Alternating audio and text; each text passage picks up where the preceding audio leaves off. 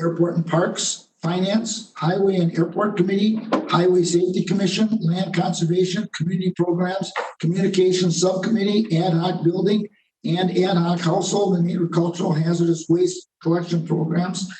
And whereas Supervisor Ninus also served as chairperson of Highway and Airport Committee and Highway Safety Commission.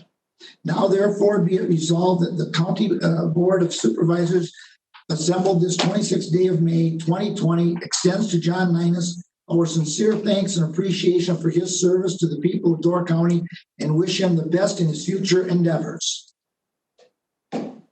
And as I said, I'll make the resolution, make the motion to adopt that resolution. All right, thank you, Ken.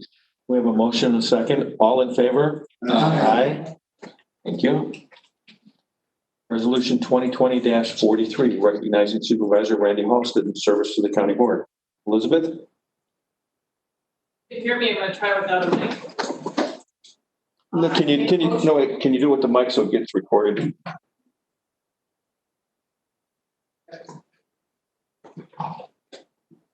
Can you hear me now? Yes. Okay. I make a motion to recognize Supervisor Randy Halstead in his service to the county. Whereas Randy Halstead was duly elected to the Door County Board of Supervisors in April 2014, was reelected and served from April 2020 for a total of 6 years of service. And whereas Supervisor Halstead represented District 16, encompassing the town of Egg Harbor, Ward 1, and town of Jacksonport, Ward 1. And whereas Supervisor Halstead served on many committees and boards, including Agriculture and Extension, Emergency Services, Facilities and Parks, Highway and Airport, Land Conservation and Property Committee. And whereas Supervisor Halstead also served as chairperson of Agriculture and Extension Committee. Now, therefore, be it resolved that the County Board of Supervisors assembled this 26th day of May 2020 extends to Randy Halstead our sincere thanks and appreciation for his service to the people of Door County and wish him the best in future endeavors. Thank you. We have a motion and second. All in favor? Aye. Thank you. Resolution 2020-44, recognizing Supervisor John Cook in service to the County Board. Tara? Thank you. I make a motion to approve Resolution 2020-44. The Door County Board of Supervisors, whereas John Cook was duly elected to the Door County Board of Supervisors in April 2014 and was re-elected and served through April 2020 for a total of 6 years of service. And whereas Supervisor Cook represented District 4, encompassing the town of Gardner, Ward 1, and town of Nassauwaukeepsie, Ward 3. And whereas Supervisor Cook served on many committees and boards, including Emergency Services, Law Enforcement, Property, Public Safety, Resource Planning, Risk Management, Insurance, Technology Services, Bay Lake Regional Planning Committee Rep, and Communications Advisory Technical Subcommittee. And whereas Supervisor Cook also served as chairperson of Law Enforcement Committee and Communications Advisory Technical Subcommittee, now therefore be it resolved that the County Board of Supervisors assembled this 26th day of May 2020 extends to John Cook our sincere thanks and appreciation for his service to the people of Door County and wish him the best in his future endeavors. Thank you. We have a motion and a second. All in favor? Aye. Resolution 2020-45, recognizing Supervisor Helen Bacon in service to the County Board. Aaron? I would like to move to make a motion to accept resolution number 2020-45, recognizing Supervisor Helen Bacon in service to the County Board. The Door County Board of Supervisors, whereas Helen Bacon was first appointed to the Door County Board of Supervisors in September 2015. She was duly elected in April 2016 and was re-elected and served through April 2020 for a total of 4.5 years of service.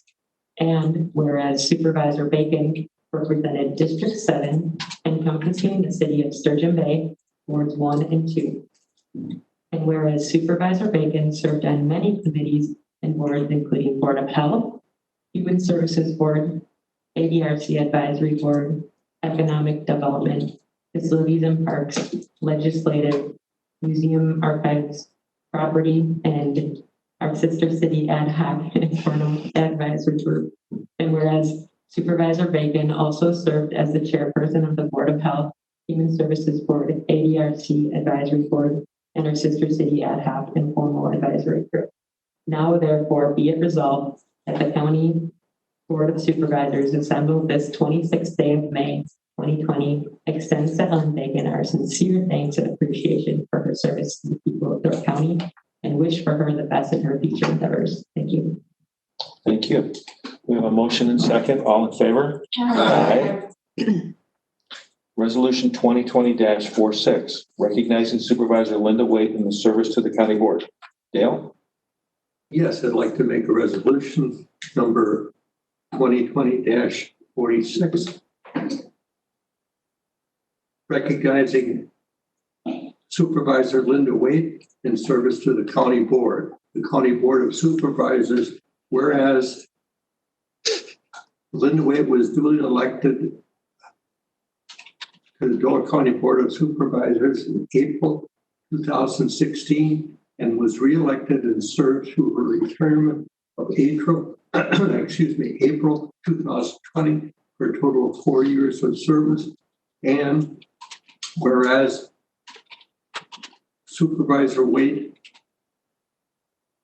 represented District 14, encompassing the town of Sebastopol wards 2 and 3, and the city of Surgeon Bay, Ward 29, and whereas Supervisor Waite served on many committees and boards, including Agriculture and Extension, Census Complete Count, Law Enforcement, Legislative, Museum Archives, Public Safety, and Technology, and whereas Supervisor Waite also served as the chairman of Census Complete Count Committee. Now, therefore, be it resolved that the County Board of Supervisors assembled the 26th day of May 2020 extends to Linda Waite our sincere thanks and appreciation for her service to the people of Door County and wish her the best in her future endeavors. Thank you. We have a motion and second. All in favor? Mr. Chairman, for me, Please. I believe Supervisor Waite was also the chairman of the Museum and Archives, and it doesn't have that listed here as the chairperson of that committee. So, and I thought I missed one. There was a miss for John Ninus too on one of the committees he was on. So these should really be fact checked thoroughly before they Get sent all out. done. Okay. Okay. So approve as amended. All in favor? Aye. Thank you. Resolution 2020-47, approval of gift grant and or donation to the Door County Sheriff's Office. Joel? I make a motion to approve resolution 2020-47.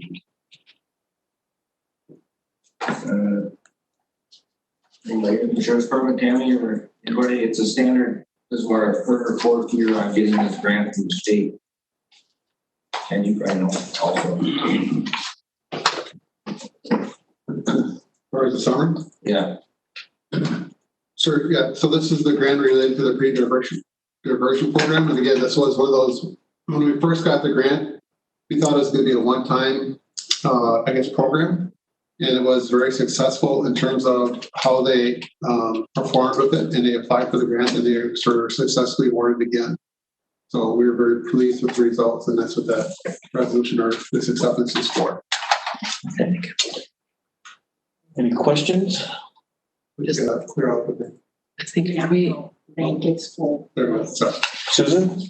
I just might ask Ken to explain, if he would, how it works, or Joel, or whoever, so that the new people know this is a neat program. So this one's a pre-booking diversion program. So again, what the sheriff will try to do is work with an individual before they go through being booked, if they qualify and meet certain criteria, if they feel that the individual qualifies and also the individuals work through this program, what they do is they actually take them through this program and takes them through a number of steps. And as long as they complete those steps, then they, I guess in essence, are not formally booked or charged with those items. So it's one of those things that's again, this is the name kind of thing. It's a program to help divert individuals from getting, I guess, into the system and having to go further into that process. Okay. Laura? Yeah, just to add a little more information also on this, I do believe it's a collaboration with the Health and Human Services. And when the first grant was issued, I do believe there was only 3 counties out of the whole state that received it. And this is more money than what the first grant was received. So they actually increased their funding. So to shed some more positive light on this. Thank you. All right, this one involves money, so we'll go to a vote.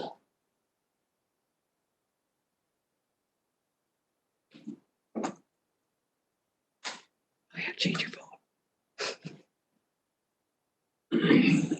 Let's pass the vote of 21 yes, 0 no. Thank you. Resolution 2020-48, extension of land lease agreement, Murphy Park with Frontier Communications. Dan? I'd like to make a motion extension of parks land lease agreement, Murphy Park Frontier Communications. And I'll pass it on to Grant or Kim to explain it. Well, Wayne's available too. Wayne's in the peninsula.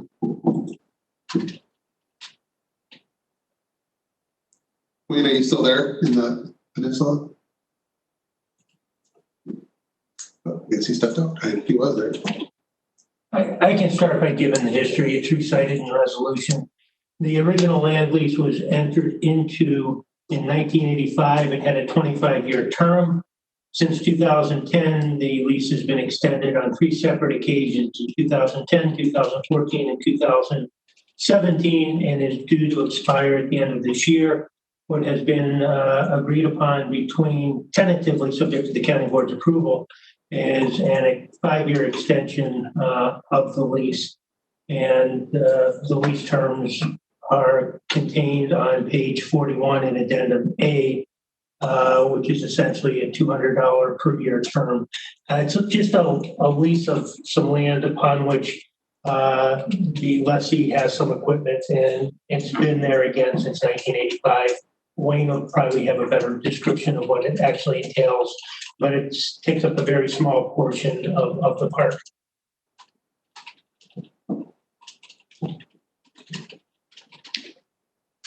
Any questions? Yeah. Yep, hold on, barely see it.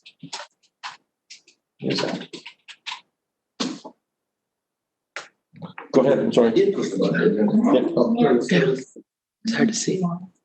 With the status of Frontier filing for bankruptcy, how is that affecting things possibly going forward in the agreements? In a strange sort of way, they filed for Chapter 11 under the bankruptcy code, which allows them to reorganize. So to some extent, the Chapter 11 filing gives a little bit more certainty. Again, there's not much here in terms of what the county has invested. It's just a patch of land upon which they have their equipment. If they would cease to operate, they would have an opportunity to remove the equipment. If they didn't remove it, we would remove it and dispose of it.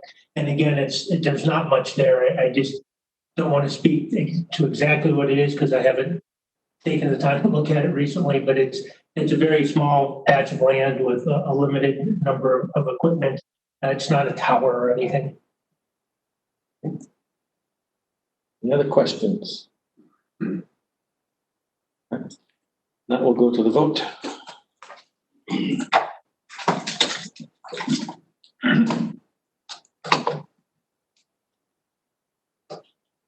Let's pass the vote of 21 yes, 0 no.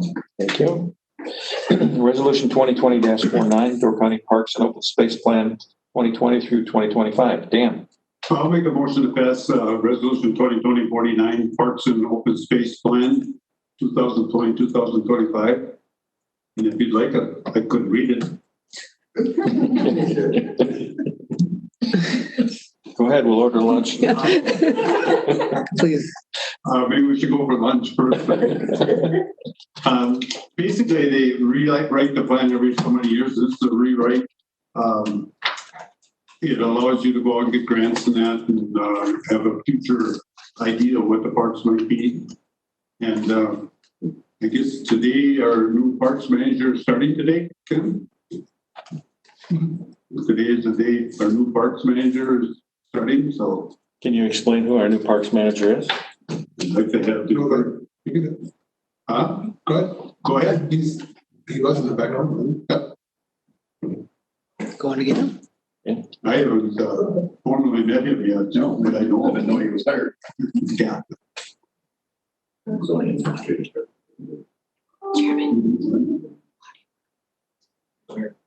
Obviously, since this person's first starting today, he didn't have a lot of input into the plan. This was done by the previous people. Well, now he'll know what to do. Here's your work plan. Yeah. Okay.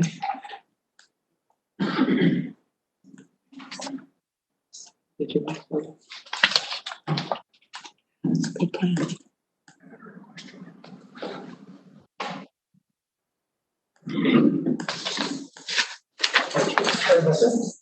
We'll punch you on the spot. Give your name and maybe a little background for the. Yeah, sure. Name is Brooke Penny. Nice to meet you all. Grew up in the county.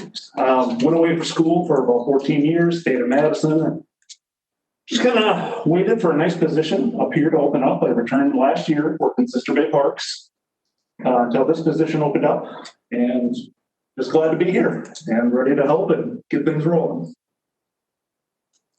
Great. Thank you. Thank you. I think I happen to know the Finney family for the last quite a few years. And he looks just like his grandfather.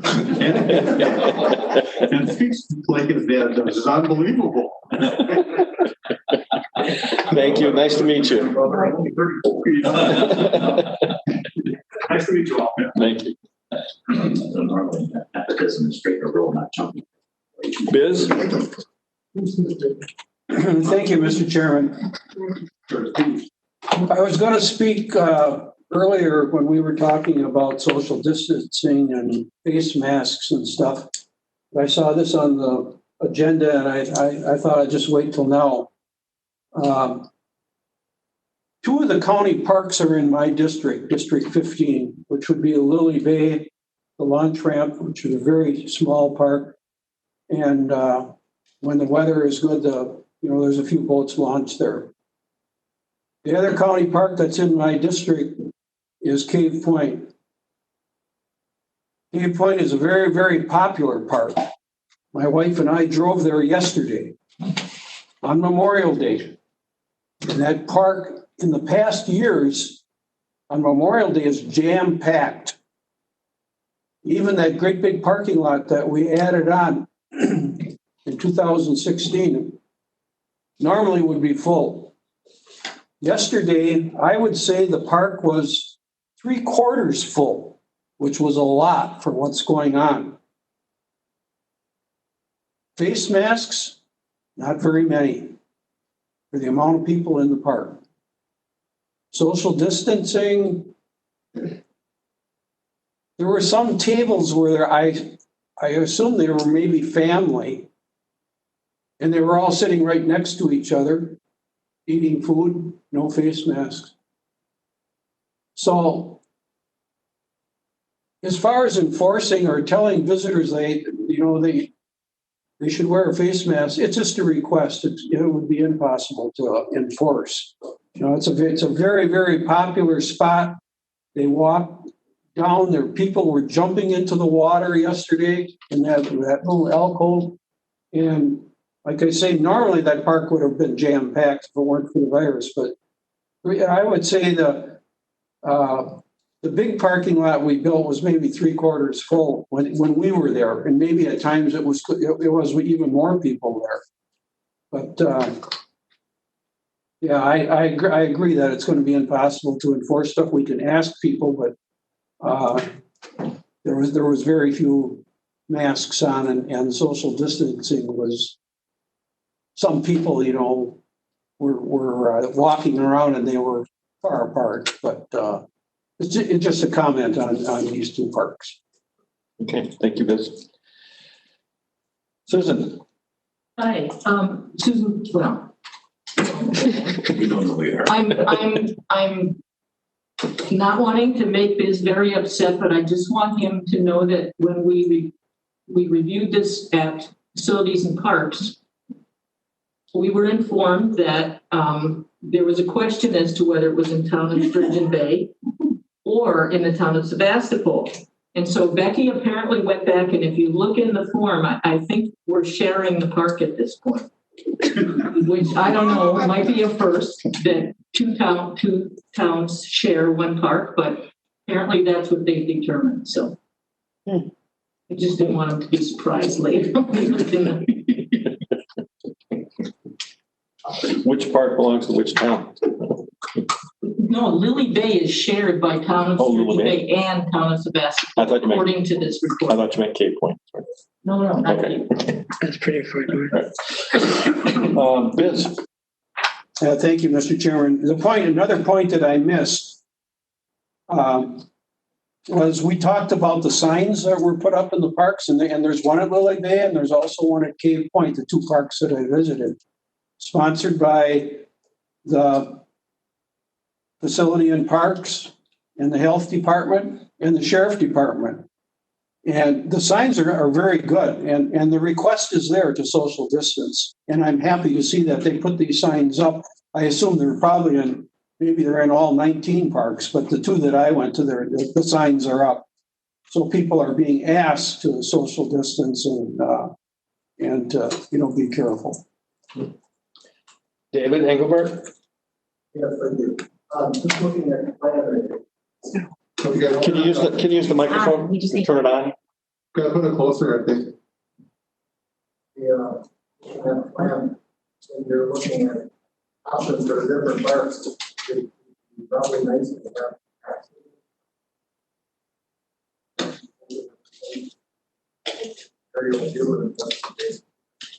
What was the ask?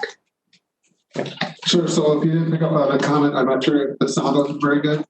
The comment is that in the plan itself, in the future, that as long as we're talking about each one of the parks, they'll also include a map, some overview that shows the location, and also the outline of the park, so that way people can identify where the location is up on the map itself. Okay. Joel? Just wanted to comment about Percy Park up on the island, Percy Johnson. You guys had a chance to visit it last year when you were on the island. But I'll tell you what, right now, in my entire life of living up there, that beach has never looked so good. With all the high water and the heavy storms and east winds we've had, there's 25, 30 feet of sand beach right now that's going off of the lake. Up down the whole thing is absolutely beautiful. Other than needing a little raking and getting rid of some debris, we have a sand beach again. That's going to get really used this summer. Good news on that front. Anybody else? All right, we will move ahead with a voice vote. All in favor? Aye. Opposed? Carried. Move to ordinances. Just a reminder, all ordinances, reports will be a voice vote. The ordinance themselves will be a by the vote machine. And I was just informed that I forgot something, so I got to back up. We have a resolution 2020-50, which is the status of the 2020 Door County Fair. Oh, yeah. I got the old printout. It's the one that was passed out today. I didn't get that. Oh, yeah, here.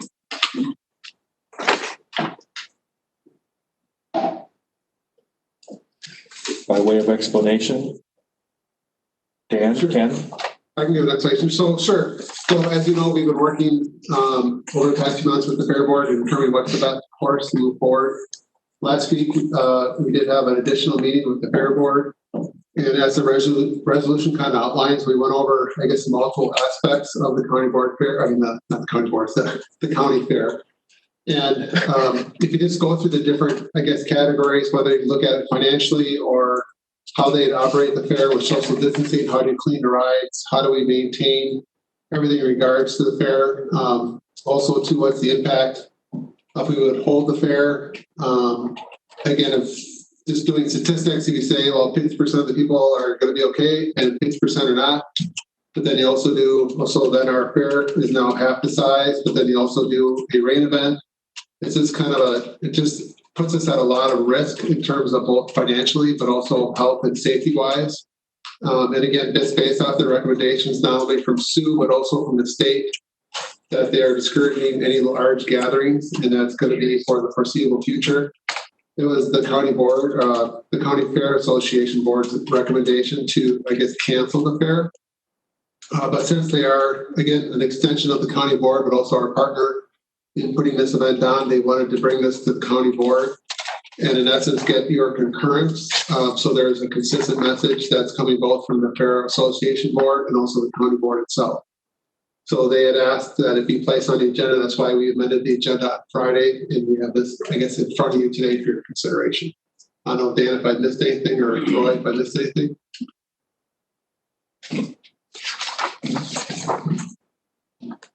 Okay. Vinny. Thank you. I completely understand the decision we're trying to make here, and I'm just wondering if any other counties are continuing a portion of their fair, either virtually or a component that especially the 4-H students can still present things they've been working on in some kind of a fashion that doesn't bring a large gathering. Just curious if anyone's doing any of those things yet. Thank you.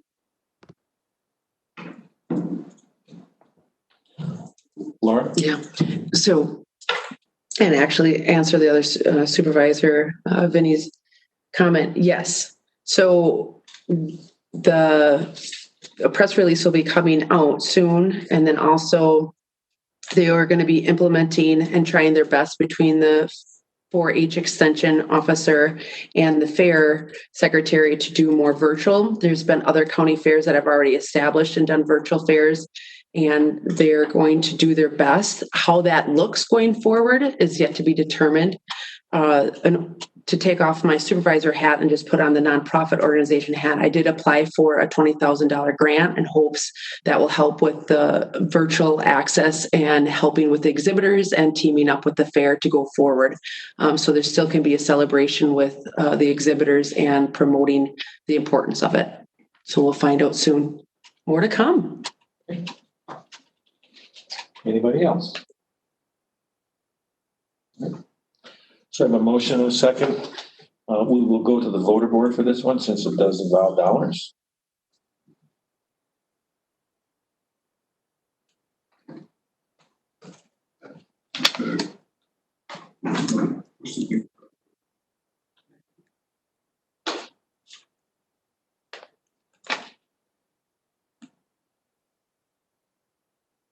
That's passed with a vote of 21 yes, 0 nay. Thank you. Okay, next to the ordinances, as I started to say before, reports will be voted on by voice vote, but actual ordinances need to be done on the voter board, just as a reminder. So, report McNulty denial recommendation. David. Make a motion to accept the report as presented. If anybody has any questions, Mariah is in a slow.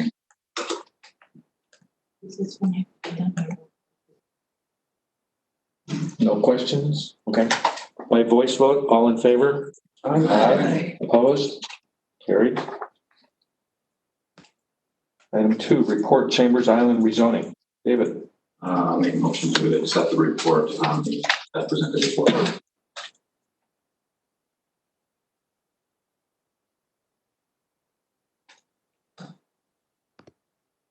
Right, we have a motion to second that. Any questions? By voice vote, all in favor? Aye. Opposed? Carried. Thank you. Ordinance 2020-05, the Chambers Island rezoning. David. Mr. Chairman, I'll make a motion to approve the amendment as presented. Amendment. Okay, hold on. Just 1 second. You guys got it way ahead. See, now we can tell when you're making a mistake. I can hear if there's click, click, click, click, click. 05. Yes, 05. 05. Thank you. So Oh, there we go. Okay, any questions on that? I have a motion, a second. We will go to the voter board.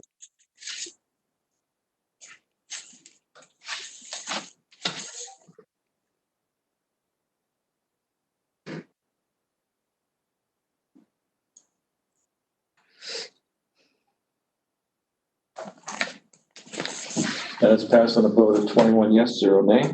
Thank you. Ordinance 2020-06, Chapter 38, Door County Code, Emergency Declaration by County Board and Authority and Duties of Local Health Officer. Want to start? I can start. Very briefly as an attorney can get, the ordinance is designed to address the uncertainty that resulted from the Supreme Court's decision in Wisconsin Legislature versus Palm. It does four things. one, it recognizes the emergency powers of the county board under sections 323.11 and 323.14. It recognizes the duties and authority of the local health officer under 252.03. And as Kevin pointed out earlier in the meeting, it's important to remember that the emergency powers of the county board and the duties and authority of the local health officer are completely separate and distinct things. The ordinance creates civil enforcement remedies versus criminal sanctions, which were questioned by the Wisconsin Supreme Court in the Palm decision. And it also provides the county board with the ability to review and acknowledge an order from the local health officer and affirm the application of the ordinance to that local health officer's role. And again, in my estimation, both short-term and long-term, this addresses the uncertainties raised by the Wisconsin Supreme Court's decision and lends clarity to our ability to enforce both orders from the county board and orders from the local health officer going forward. And this would pertain, we're not talking about just COVID-19 issues. This would be orders going forward in the carry out of public health and or the county board in future emergencies or declared orders. Correct. Certainly the COVID-19 and the Supreme Court decision prompted the need for this, but it is designed to serve a variety of circumstances above and beyond just the COVID-19. Okay. And for clarification, as I recall, one of the big issues was by the Supreme Court that was shut down was a criminal penalties. Right. Currently under the statute, it provides for criminal sanctions for violation of a local health officer order. The Wisconsin Supreme Court called into question whether or not that was appropriate and determined in the context of a state order it wasn't. And one may reasonably presume that an appellate court would make the same determination in context of a local health officer's role. And at the end of the day, what we're looking for when we're trying to enforce a local health officer's role is compliance, and that can be achieved through civil remedies without the need for criminal sanctions. And that's what this ordinance does, allows us the option of civil remedies. Okay, thank you. Dave? Broken record here. Back with the previous one we did. This one says on page, this would be page 93, subsection I2 or 1A2. If because of the emergency conditions, the county board is unable to meet promptly, this is where my issue is, the county administrator or the county board chairperson. I would like to mirror the worded verbiage we used in the previous declaration, where it is the administrator and the county chair. And or. Right now it's or. And I'm not comfortable with this board's 21 decision-making processes being a choice of directions. Yeah. So I just didn't want to roll back on the page here to figure out where correct verbiage. So if we can find that, just mirror that.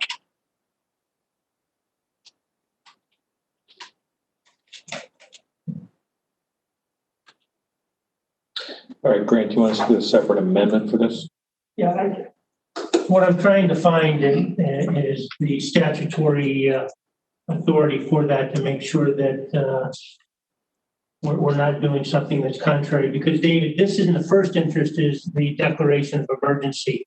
And in the second instance, in the resolution that would affirm that declaration of emergency, we have provided the county administrator and the county board chairperson together the ability to make decisions to come back to county board during the term of the emergency. I just want to make sure that adding an and instead of or is consistent with the statute. So give me 2 seconds to find it.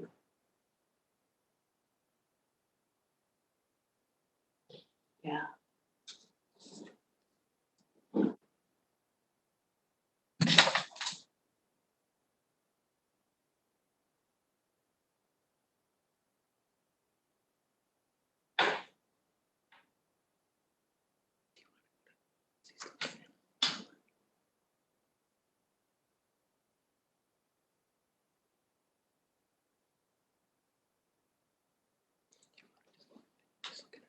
I think in the context of the ordinance, it's fine. The statute indicates in the initial declaration of emergency, it can be the chief executive officer but I think we can put and in the ordinance. So. Okay. And purely my interest is that decisions are made that somebody at the county board level is actually integral with those decisions. Not that it's going to happen any other way, just like it's written that way. Vinny. Thank you. I had a question on page 100, section 2A, about the governing body of local unit, the governing body of a local unit of government may appropriate funds and levy taxes for its emergency management program. Grant, can you explain that a little bit more? The appropriating funds, is that from the current approved budget? And then the levying taxes, is that within our normal tax levy, or is this in addition to that? Thank you. This is above and beyond that. It allows, again, because of the emergency nature of an emergency, which is a ridiculous statement to make, but quickest thing that came to mind. It gives the county board of supervisors the ability to expend funds that, in a way that it normally would not be able to do. So, and I should note that in paragraph 1, declared state of emergency, A through B2 are entirely from the statute. Laura? Are you waiting for a second? I'm going to change the subject. Anybody can say. Okay, I know we're just going to have discussion on the other part. Okay. Excuse me. Trying to get to that page so I can tell you what. I had a question on line 28 of the ordinance.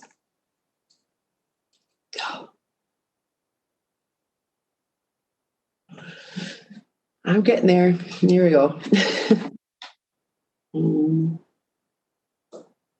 It was the dollar amount. A minimum forfeiture of 100 or a maximum of 500. So how did we come to that, and how did we determine that? I guess I would like to see that either one set amount and for the first and second and third offense, or that specify. I think that's it's too broad, and who determines how much somebody gets? Either, oh, I know you a little, so 100, but I don't know you and you upset me, here's 500. I think it should be more clearly stated.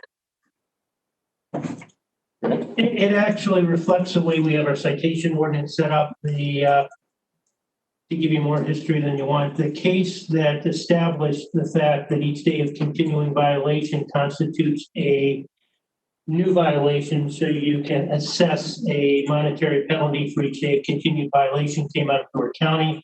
And when we establish ordinances and penalties for ordinances, either through the citation or through a civil summons and complaint, we always set a minimum forfeiture per day and a maximum forfeiture per day.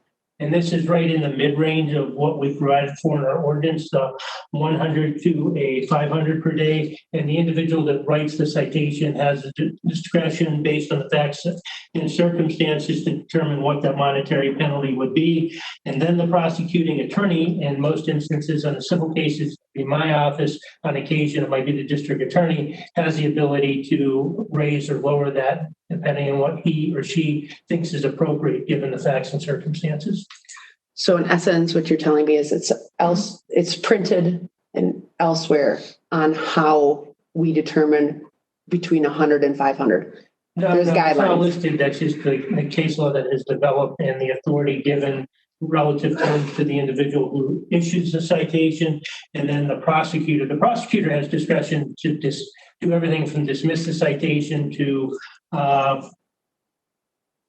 also file a civil summons and complaint. So there's discretion at the level of the individual who issues a citation. Then there's discretion at the level of the prosecutor, again, whether it's the corporation counsel's office or the district attorney's office, on how to handle the case going forward.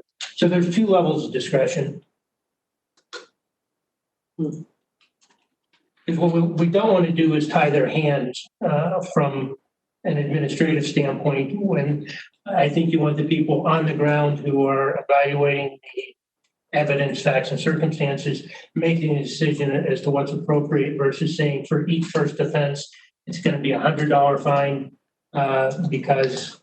But then we're also putting the power into one person to determine how is it fair or not fair. Well, it's actually two people. The person issuing the citation and the prosecutor, and ultimately the judge gets to decide within that range, $100 to $500, what's appropriate.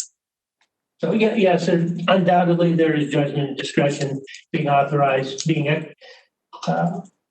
by the person issuing the citation, by the prosecutor, and also the judge who decides what the penalty might be within that range. So another question to follow up with that, Grant. Was this ordinance mimicking or copied from another county and how they're handling this, and also that dollar amount? No, this is entirely our own creation. This was created in relation to the Supreme Court decision. So this ordinance was researched and drafted basically in the last 2 weeks. So no other county is that you know of is putting an ordinance out? No, there are other counties that are considering along the same timeline similar ordinances. So I think Grant, let me mention also that Grant was working with folks in WCA as well as the corporate counsel from them and the Attorney General's opinion. And where we came up with the forfeiture is it's in the middle of the other civil forfeitures that we have for zoning violations, post violations, other ordinances that mimic the statutes for crimes. I don't want to get us lost here, so let's step back. We have a motion and a second on the amendment. Change or to and. Let's clear that out first before we continue the conversation on other than the or and. Okay. So we have a motion and a second on it by voice vote. All in favor of the amendment to change or to and? Aye. Opposed? Okay.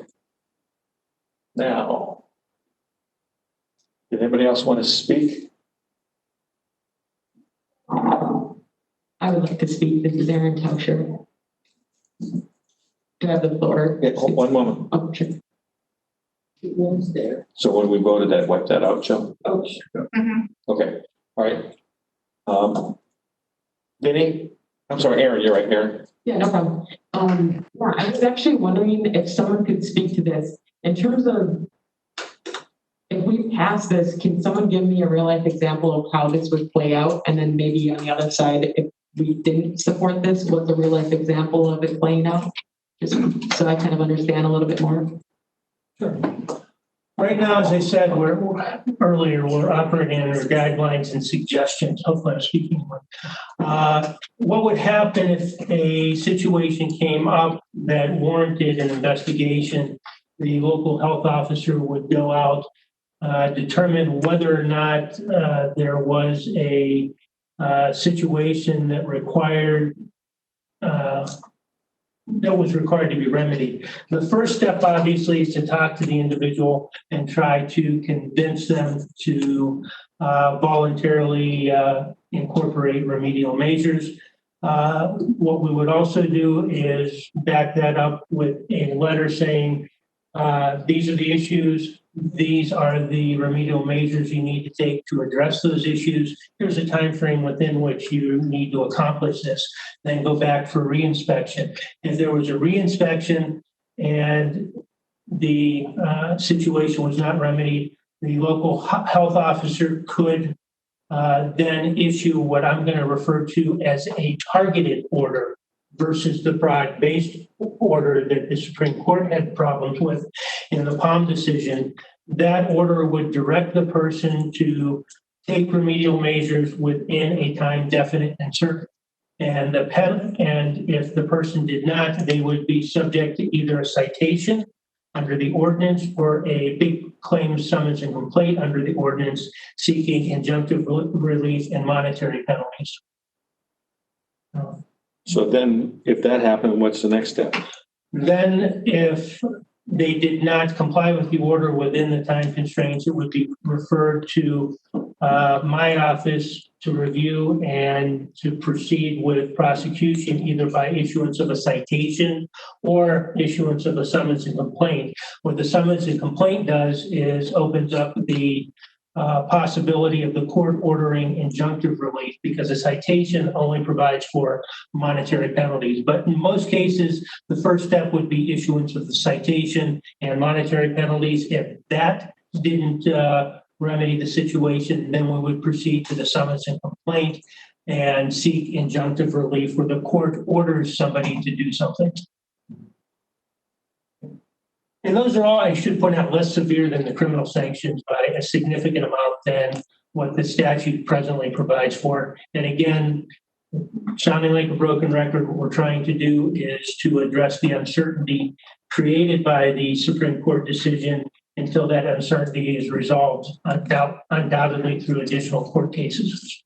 But this doesn't apply just to COVID-19. No, this applies to...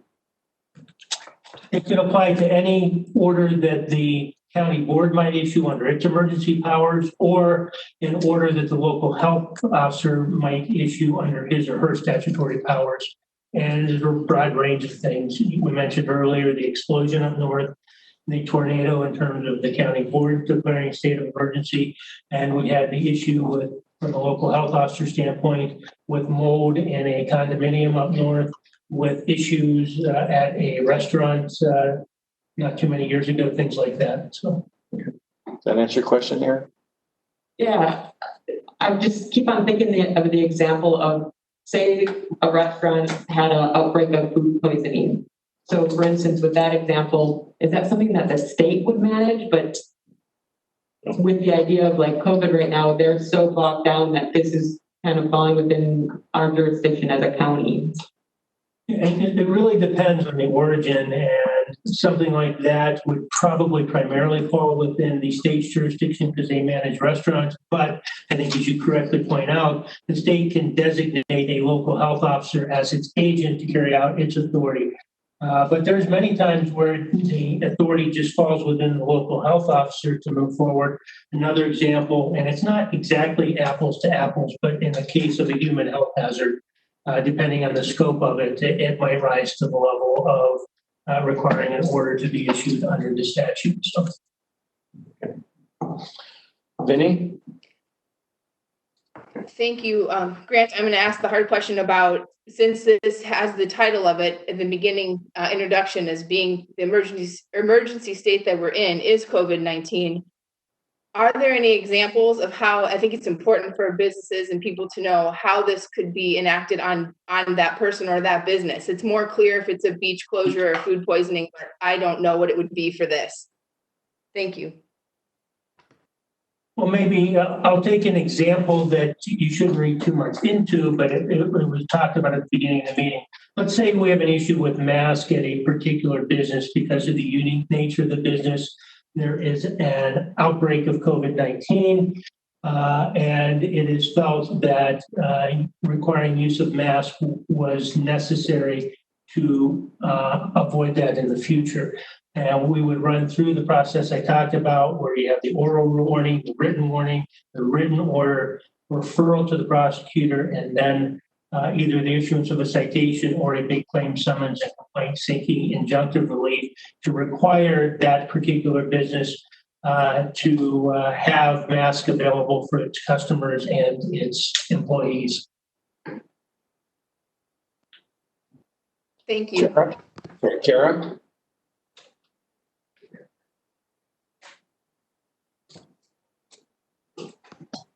Thank you. I totally agree with the purpose, and I recognize the need to act with the authority in an emergency, but I think it's super important to give people more the power.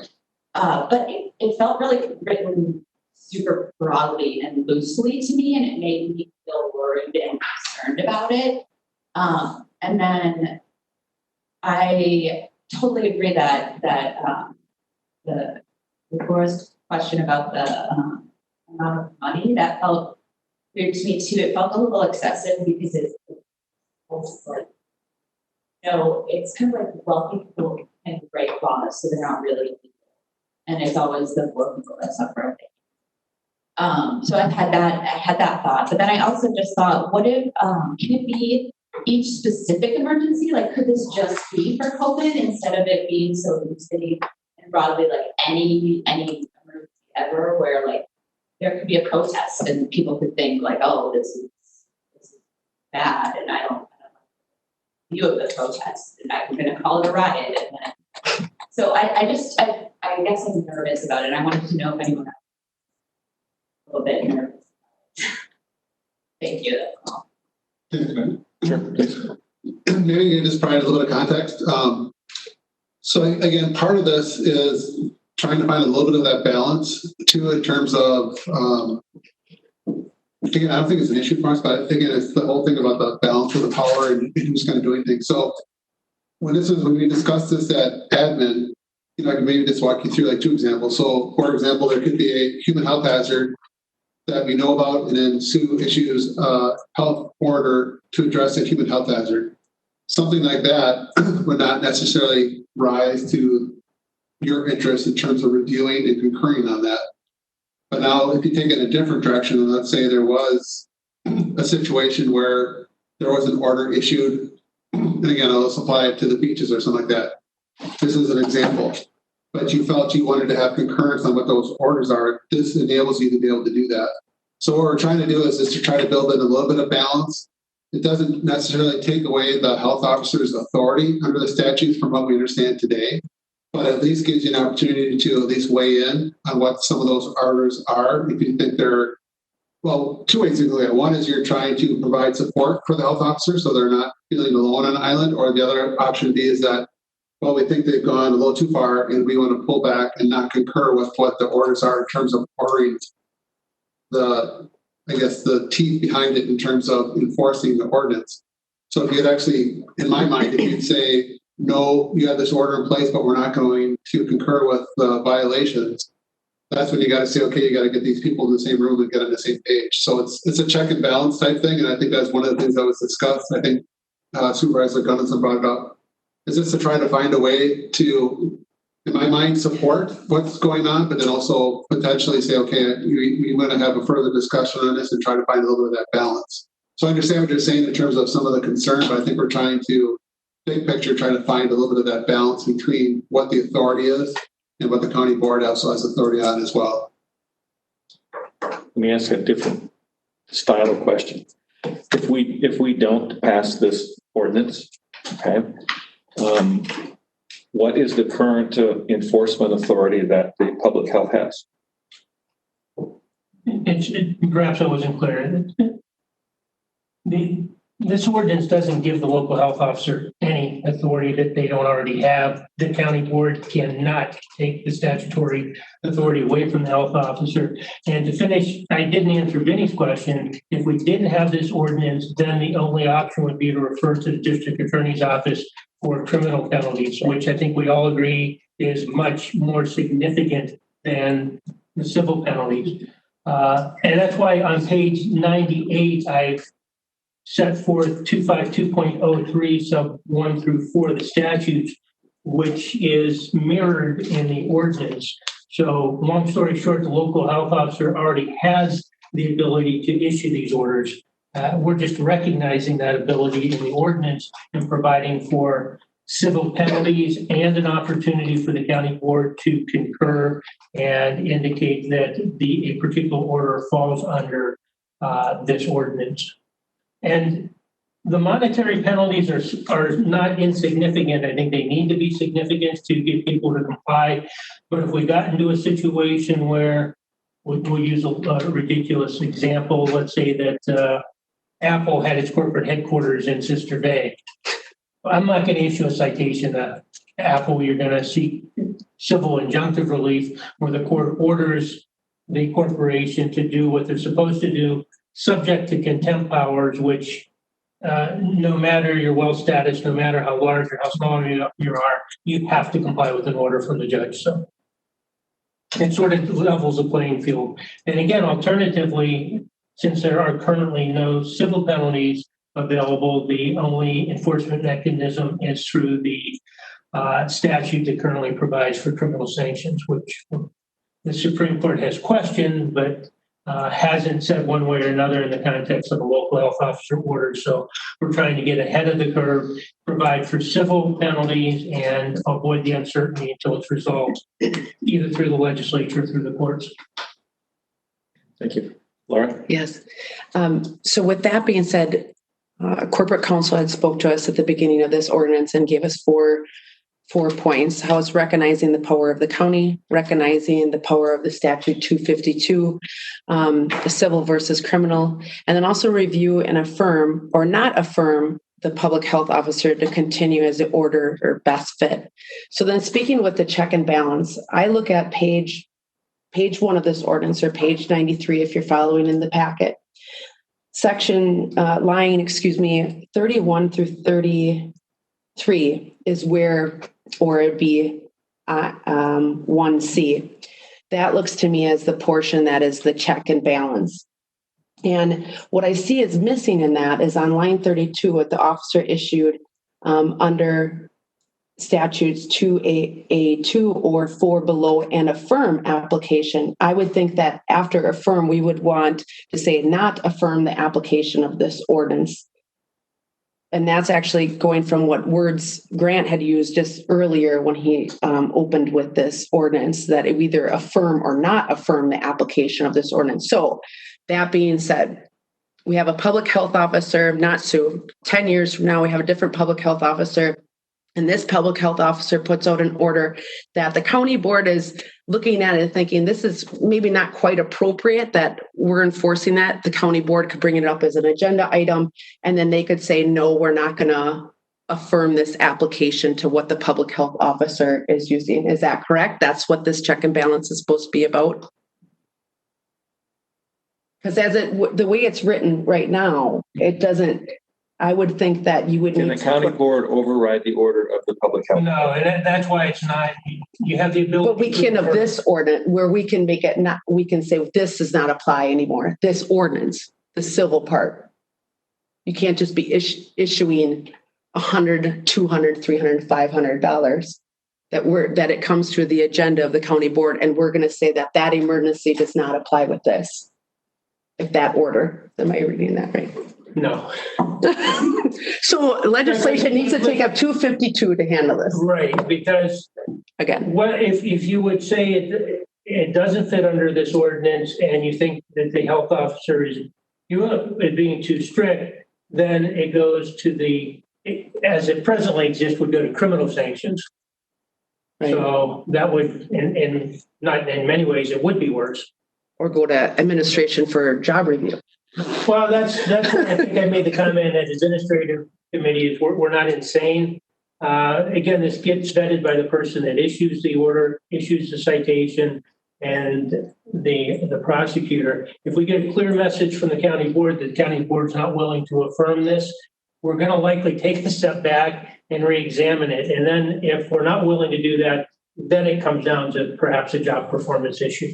But it's just a check and balance. And it was put in there as much to get the county board backing for the local health officer as it was to, as a check on the local health officer, because it's kind of like a cross-examination question. If I'm a local health officer, I'm sure as heck not going to bring something forward to the county board voluntarily unless I kind of have a sense what the answer is. And if the county board gets uncomfortable with what a local health officer is doing, they could put this on the agenda and not affirm it. But again, right, and that's where I'm seeing it. With it doesn't state that on here, though. It just say it may review and acknowledge the order for the local health officer issued below and affirm the application of this ordinance. It doesn't say affirm or not affirm. So if we're going to nitpicky, so that implies it doesn't require the county board to affirm. Okay, that's what I wanted to make sure on the legality of the specifications of what that says. So it's more than just a vote. It's almost like that vote of confidence that we spoke about once before. Yes, that's a fair way to look at it.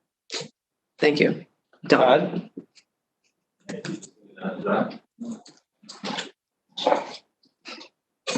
Hello, Don? Yes, yeah. Yeah, and I think what Grant just said, we cleared some of this up. There's a lot of discussion, and it doesn't seem as though there's a lot of teeth in any of this. And we talk about the fine, the amount of the fine, all those kinds of things. I guess that was going to be my question. Is this more as a county board to show support for our public health officer? And that's what Grant just said. What? You know, the headlines will come out of this that will say something to the effect that county board votes to support or fines in place or whatever else it is. So if in theory, we're probably not doing a whole hell of a lot that's going to change anything other than giving the county businesses and visitors something to point at and say, hey, we better behave because we potentially find the county board backs what our public health officer is doing. So I guess, you know, through all the rhetoric of all this, I don't think we're doing all that much other than giving that support to our public health officer. And I would be wondering if maybe our public health officer had other things to do here because it's going kind of longer, but if she were to have any comments or thoughts on this, maybe if she's online, she may want to share those. I don't know if Sue's on the line or not. Hi, I'm here. Okay. So what Grant has written just reflects the state statute, and I'm not sure if I understood the question, but I mean, this just looks pretty straightforward to me. And I think if, Grant, correct me if I'm wrong, but if the county board doesn't want to support this ordinance, the local health officer still has the same powers. Yes, and I think at the risk of putting words in somebody's mouth, I think the most recent question was, what's your feeling about the need for this, particularly in with respect to the county board acknowledging and affirming application of this ordinance to a particular order, and essentially having, you know, what I'll use the term having your back? Oh, you know, I've heard a lot of talk about these type of ordinances on the health officer calls, and it's a really nice backup, is the best word I can think of. Just in light of, as Grant started out saying, the Supreme Court questioning of the local health officers' power. Okay, thank you, Sue. Vinny, did you still have a comment? No, I didn't. I was hoping that it was backing up the public health officer, and I'm glad she affirmed that. Thank you. Okay, perfect. David. This kind of an ordinance I kind of look at as being that should have been around well before this to handle the civil aspect of it, because as a retired town board member, and there's several of them in this board group here that are either town or current town or village people, we know that we have these kinds of violation ordinance and that stuff in places in order to help take it out of the state level of controls. To me, this makes sense. The dollar values are right in line. If anybody pays attention to what it costs to have a code enforcement activity actually occur, this is nothing compared to what the actual expenses are involved in actually enforcing somebody's rules. And it does help give people direction to say, hey, there is an ordinance in place locally. that defines how this is supposed to be done. So for me, this is just an opportunity to put in place something we should have had in place years ago to support an entity that needs to go out and do enforcement. Okay, thank you. Anybody else? Susan? I'll just say very quickly, I agree with David. I think we need to do this. I think we need to back our public health. And I really appreciate the fact that Grant put the words in here very specifically to cover the bases and the challenges that could happen. So I think we should support it. Thank you. If there's no other comments, we will go to the voter board.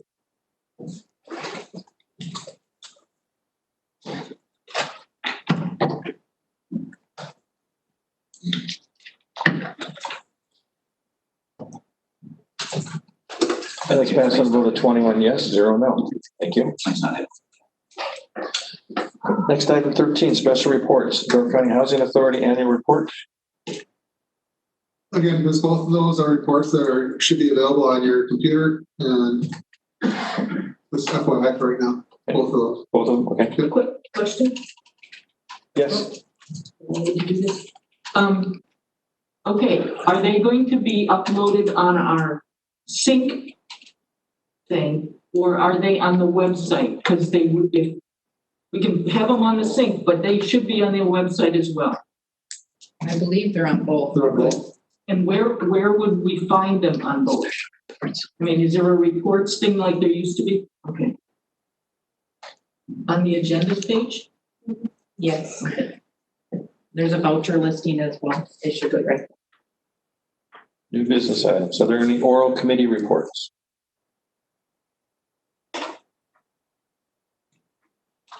Is there any review of committee minutes?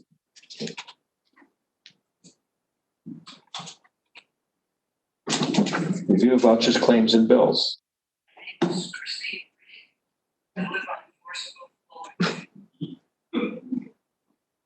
Is she?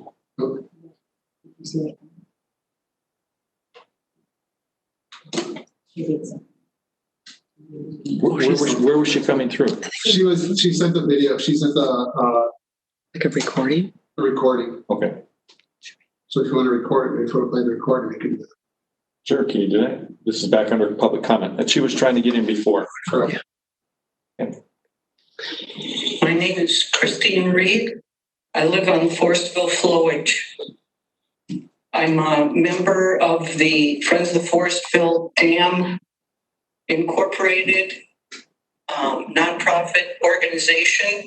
Our legal team served a notice of claim, notice of circumstances to the Door County Board on Monday, May 18th. However, on that same day, Monday, after the notice had been served, we encountered and we observed a lamprey at the dam swimming toward the open valve. We have photos and video of that lamprey. The county was warned to keep to not allow the open valve to introduce invasive species past the dam. The dam is a VHS and invasive species barrier, and there were warnings leading up to approval of the project not to leave the valve open. There were warnings not to transport sediment, and that has happened.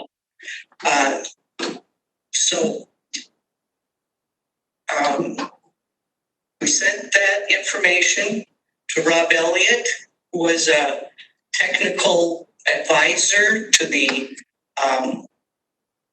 committee, and we sent it to Todd Thakes, our supervisor, and asked what was going to be done to protect the upper canopy from invasive species. And we have not heard from them. So we did turn to some other sources and some experts for advice. And it is not unlikely at all that on Monday, May 18th, when water was 56 inches below the top of the dam. Most of the valve was exposed and a small amount of water was sloshing through that an invasive species could easily pass through that valve. So it is going to be investigated and we will see what kind of lamprey it was and if it has breached that barrier. The other thing I wanted to discuss is I know that COVID-19 is a very big concern, very big issue. Some people on the board may trivialize what's happening at the flowage as though it's not that important. However, for us, of course it is. We have to deal with the global pandemic the same as anyone. However, the safer at home orders or shelter in place does not necessarily work for us because our waterfront is a breeding ground for blastomycosis. COVID-19 and blastomycosis symptoms are similar. They can be misdiagnosed for each other without testing. They're respiratory infections. And for us, safer at home does not necessarily apply. Board members can go home to their houses in Sister Bay and Sturgeon Bay and Egg Harbor. And we are here with, if you read your own health bulletin from your health department, the risk of respiratory infections at home. So we have COVID-19 and the risk of blastomycosis both to deal with here. I've brought it up many times and it's a major concern and we want it to stop. And that's all I have for today. Okay. Then we had one other public comment that came in. Jill, do you want to read it? Former Supervisor Linda Waite asked that I share this with the board. It has been my privilege to serve as a county board supervisor representing District 14 for Sebastopol. I wish you all good health and trust that our board will continue in its mission to make Door County a great place to live, work, and visit. Best regards, Linda Waite. Okay, announcements. Next regular county board meeting, June 23rd at 9 a.m. Do you have anything to add, Kim? Meeting per diem code is 526. Just recall, if you guys make sure now that I know there's one more meeting this week, but after that, make sure that all your worksheets are up to date at the end of the month. We'll process them on the 3rd of June. Somebody care to make a motion to adjourn? Sorry. WCA conference opens up June 1st. Oh, okay. Do we want to Yes. have maybe a hand show of who's? Yes. Yes. You want to make that? No. I can certainly. Generally, historically, the WCA conference hotel rooms have opened up May 1st. They pushed it back a month. At this point, it's still out there that it's going to happen. So hotel reservations open up June 1st. It's in the Delts. So if we could have a show of hands, and we could do it as one like we can. Before we do that, I just want to make sure for new members, this is the Wisconsin Counties Association annual conference. This is the one that most people would attend. And it is pre-authorized and pre-approved for the county board to attend that. It's in September 22nd, 23rd, 24th, I believe. At the Kalahari. At the Kalahari, yes. Yeah, if you're not sure at this point, we have time, obviously. We won't reserve a room because if we cancel, it's going to cost us, as it will for a cancellation fee. So if you know you want to go, and we're assuming right now it's moving forward and it will happen. So we will reserve a block of rooms.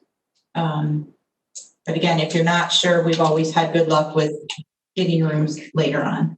But it also may not be at the same Correct. There is that potential that it wouldn't be, because I know Kalahari last time didn't reserve as much of a block as they had in past years. So it could go outside of the Kalahari.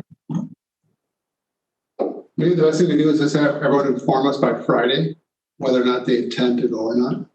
And you can just contact Jill directly. Okay. With you? Unless you know for sure and maybe the best thing to do is who's not planning to attend. We'll take note for sure if you're not planning to attend at this point in time. Can you hear Nissa? It's muted. Oh, alrighty then. Yeah, I'm planning on going currently. Okay. So again, if you change your status, then please let us know by this Friday. Okay. Otherwise, you assume we're going. That's the assumption. Okay. If there are no other one. Mr. Chairman, if Wait. Is there talk of it going online? Is there going to be online option, like virtual option? We don't know. They sent out the packet. We don't know what they're doing entirely yet. So I was wondering if there was just rumor about it or. Not yet. Okay. What I've seen, Debbie Shea has been about 45 days out in making their changes. So go ahead. Sure. Just, it does say on the registration, you should room type. We designate that to you, Jill, in an email as to what we type, or just generally a block that you get. You generally get the lowest cost room. Yeah, but there were even minimal costs. So you all get the same rooms or whatever they have available to us. So don't need to indicate what we need. We're going to be lucky to get 21 rooms. Mr. Chairman, if there's no further business to be transacted, I'd like to make a motion, we adjourn. All in favor? Aye. Opposed? Thank you, everyone. Thank Appreciate you. it. Stay safe and healthy.